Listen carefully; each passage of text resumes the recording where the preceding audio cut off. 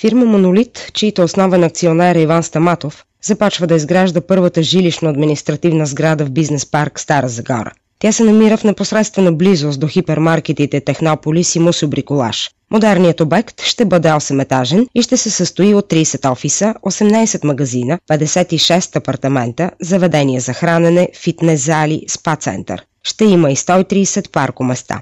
По проект в бизнес парка ще бъдат изградени още над 20 сгради с добра комуникация и удобна инфраструктура. Заявени са инвеститорски намерения за терена от над 200 декара, като се предвижда той да бъде изцяло застроен. Следващите сгради ще са 2 големи магазина по 6000 квадратни метра и след това ще оформим точно зад мола площада и около него 3 основни също големи офис сгради, като едната имаме амбиции да бъде над 100 метра, сега обсъждаме проекта. Инвеститорите ще изградят връзка между булевард Никола Петков и автомагистрала Тракия, защото теренът се намира между двата пътя. Това е източният ринг, който Стара Загора трябва да свързва. 4 платна с 2 надлеза, който трябва да свържи подхода на автомагистрала Тракия и да избегне гаровия мост за всички, които ще пътуват на изток и ще идват в източните квартали, за да преодолеем един път задръстванията и второ да можем да подобрим комуникацията на това място. Конкуренцията е нещо много хубаво и все пак притеснява ли ви изграждането в момента на още 3 мола в Стара Загора? Не, ние с моловите приключихме. Повече на територията на бизнес парка молови няма да изграждаме. Мен конкуренцията не ме притеснява. Това само ще доведе в Стара Загора европейски световен стандарт, по който може да се равняваме.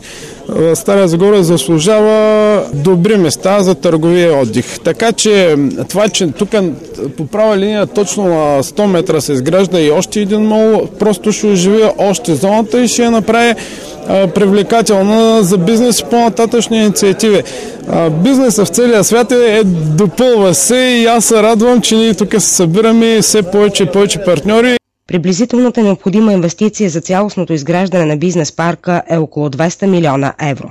Тази сума обаче може да бъде надхвърлена, ако се реализира идеята за 100-метровия небостъргач. В момента се изчаква и заради ипотечната криза в САЩ, която оказва влияние и в Европа. В тази връзка инвеститорите в бизнес парка предлагат различни облекчения за потенциалните си клиенти.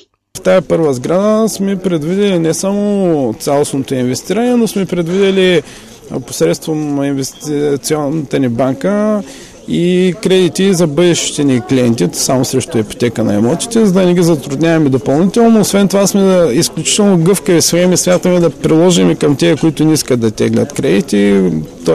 на 30 равни месечни вноски изплащания, за да можем да дадем реална възможност и на малкия, и на средния бизнес да си позволят продукта, който предлагаме. Освен всичко това, цените, които поне за първите 25 клиента сме приготвили, са изключително атрактивни.